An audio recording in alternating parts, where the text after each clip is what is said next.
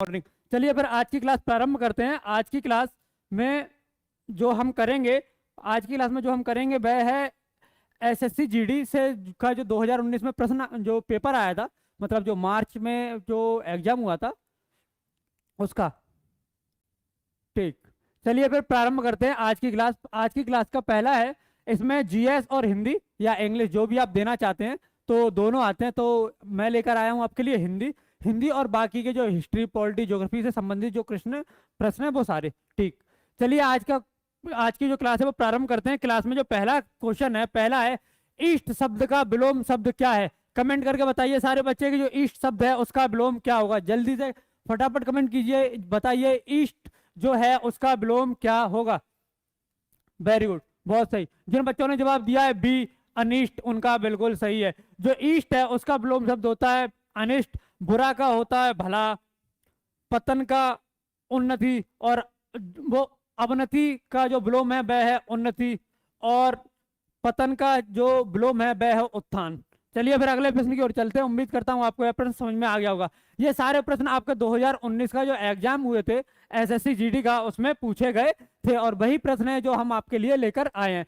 यह मुहावरा है, मुहावरा से संबंधित प्रश्न भी आपको पता ही है जो वनडे एग्जाम्स हैं और जिनमें हिंदी आती है उन सभी में पूछे जाते हैं। चलिए प्रश्न है, पढ़ते हैं। अंधे के हाथ बटेर लगना मुहावरे का सही अर्थ है। ये चार ऑप्शन आपके सामने दिए गए हैं, आपको बताना है कि अंधे के हाथ बटेर लगना मुहावरे का सही अर्थ क्या होगा।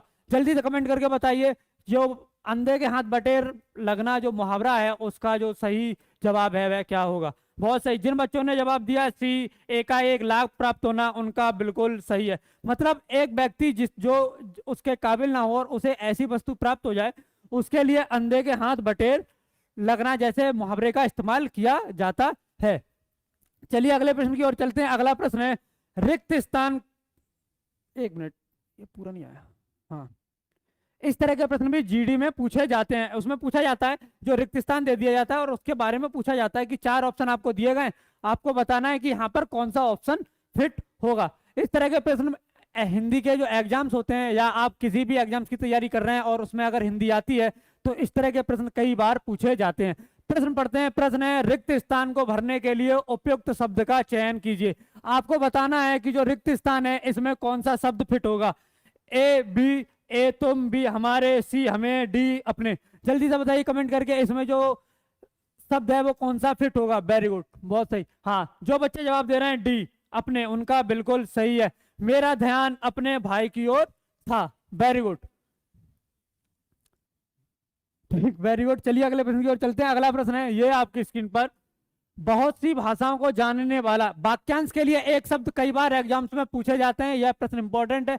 ये पिछले साल जो जीडी की 2 साल पहले जो जीडी की परीक्षा होती है एसएससी जीडी 2019 उसमें यह प्रश्न पूछा गया था और इस तरह के प्रश्न आपसे कई बार पूछे जाते हैं।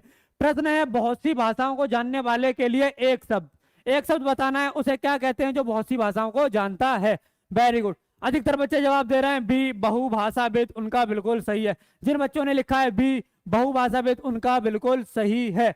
Very good. चलिए अगले प्रश्न की ओर चलते हैं। अगला प्रश्न है आपकी स्क्रीन पर, ये रिक्त स्थान को भरने के लिए देखिए फिर से आ गया। आपको मैं बता रहा हूं ये जो प्रश्न है हिंदी में इस तरह के कई बार पूछे जाते हैं जिसमें आपसे जो है वह रिक्त स्थान पूछ लेता है।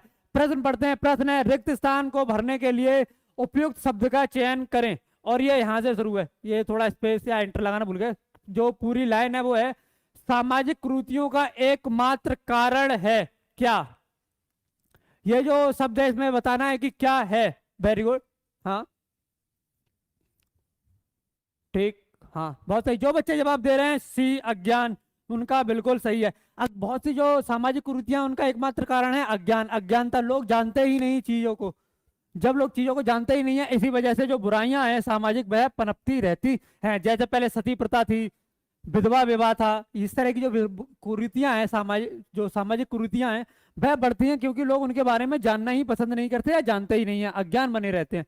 अगला प्रश्न है यह भी मुहावरे से संबंधित प्रश्न है और बहुत।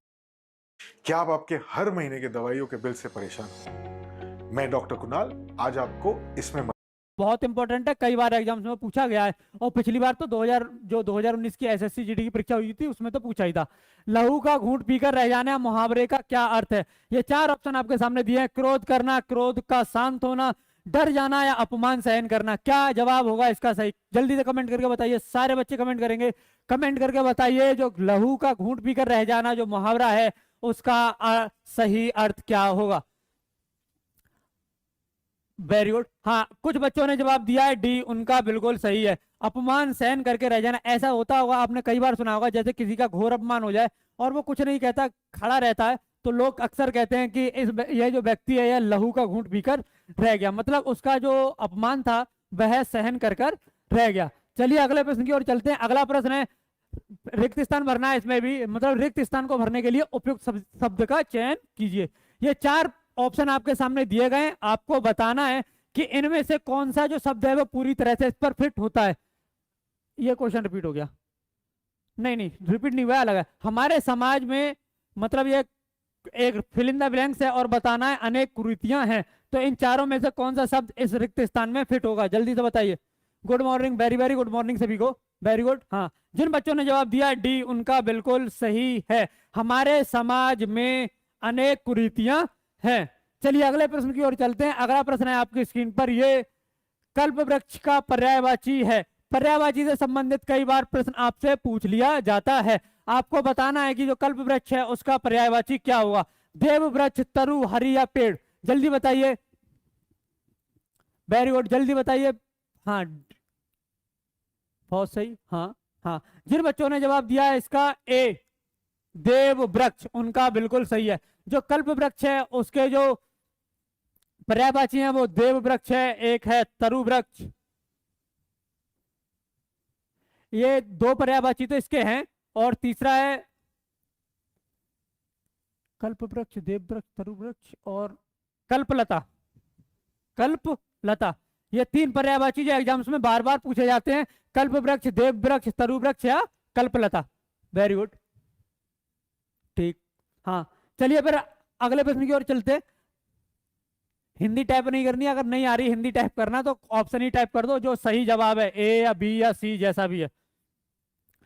अगला प्रश्न है, सही वर्तनी वाले शब्द का चयन कीजिए। आपको बताना है कि ये 4 है, इसमें सम्मुख कैसे लिखा जाता है।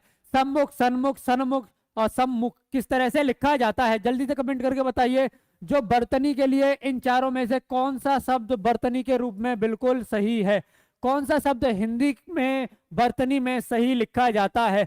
इस तरह के प्रश्न भी कई बार मतलब पूछ लिए जाते हैं आपको वर्तनी से संबंधित। Very good. हाँ, अधिकतर बच्चों ने जवाब दिया है ए, सम्मुख, उनका बिल्कुल सही है। जो हिंदी में सम्मुख है वह वर्तनी के रूप में इस प्रकार लिखा जाता है। Very good. चलिए अगले प्रश्न की ओर चलते हैं। अगला प्रश्न है आपकी स्क्रीन पर, ये पराधीन शब्द का विलोम है। आपको बताना है